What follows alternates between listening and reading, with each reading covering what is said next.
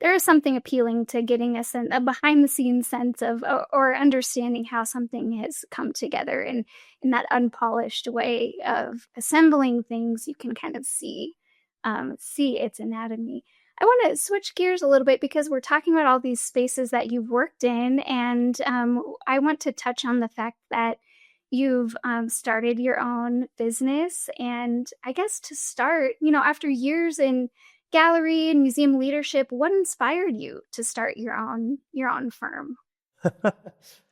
I think part of it was realizing I was in a new environment. I moved from Colorado here to Northeast Florida, and realizing that I was like, wait a minute, you know what? It's a very different type of art scene, but realizing that for me, I was like, wait a minute, how do I stay engaged in the art world in a way that for me served a purpose? So kind of a little bit out of necessity, I was like, okay, well, this could be a great opportunity. I have skills that I've, accumulated over the years. And I had already been doing that work a little bit on the side. So I just said, okay, well, let me now just push into that completely and offer it to art collectors. What's it been like starting your own business in 2025 where, the art scene, well, at least the museum scene, I'll say, is in a little bit of turmoil? Have you seen any impacts of just, the overall environment that we are? Or has it been, like if you were starting it any other year?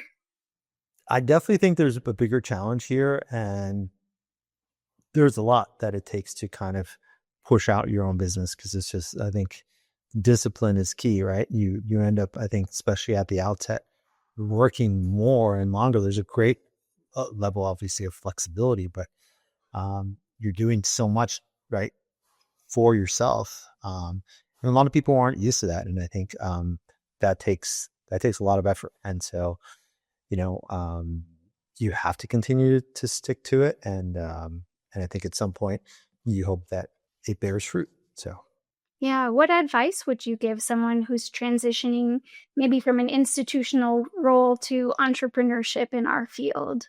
patience, patience, and it takes time. And like I'm honestly just getting started myself, so I kind of almost am giving myself that advice to be like, okay, you know what, it's going to take time. You have to invest your time in it, and right, and so I appreciate that I at least we'll say kind of got it to that goal of like, all right, let's launch it, get it off the ground, and hopefully that, but I have to continue to work at it.